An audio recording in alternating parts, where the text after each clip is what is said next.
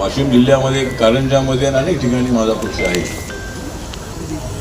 तर आज एका चांगल्या बिल्डिंगमध्ये, पूर्वीच्या काळामध्ये आम्हाला झोपडपट्टीमध्ये ऑफिसमध्ये नव्हतं, पण आता रिपब्लिकन पक्षाचं ऑफिस आता एकदम बिल्डिंगमध्ये आलेलं आहे.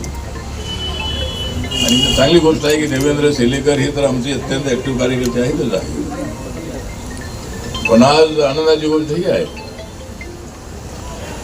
की जी महापौर अत्यंत आहे सिंपल, मीरा भाईंदरची महापौर आहे एकदम सिंपल, म्हणून तिचं नाव आहे डिंपल.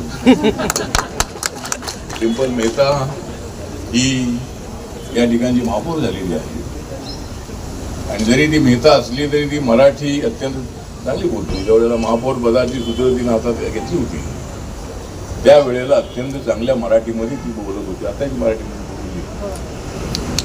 त्यामुळं मराठी हिंदी सगळी आपलीच भाषा आहे. त्यामुळं काही लोक हे अशा पद्धतीनं मराठी भाषा तर आपली सगळ्यांची आहेच आहे, ही काही कोणाची मक्ती झाली नाही. आणि मुंबई शहरामध्ये किंवा आमच्या MMRD मध्ये किंवा कुठे महाराष्ट्रामध्ये जे लोक बाहेरून आलेले आहेत, किंवा गुजरातचे आहेत, राजस्थानचे आहेत, UPचे आहेत, बिहारचे आहेत, साऊथ इंडियाचे आहेत, त्याच्यामधले 80% जास्त लोक मराठी अत्यंत चांगली बोलतात.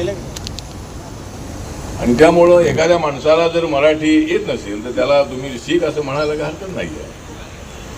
पण दादागिरी करणं ही गोष्ट तेवढी बरोबर नाही आहे. आणि या ठिकाणचा कारभार जो आहे तो कारभार मराठी हिंदी असा चालतो. साऊथ इंडियामध्ये जर आपण गेला तर त्या ठिकाणी कर्नाटकमध्ये कन्नड आहे, केरळामध्ये मल्याळम आहे, तामिळनाडूमध्ये तामिळ आहे, तेलंगणामध्ये आंध्रामध्ये तेलुगू आहे.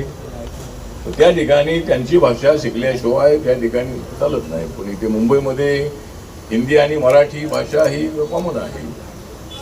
ठीक आहे. तर आज इथे काही मी राजकीय बोलण्यासाठी आलो नाही, पण डिंपल मेहता ही अत्यंत ऍक्टिव्ह असणारी अशा पद्धतीची महापौर आपल्याला मिळालेली आहे. आणि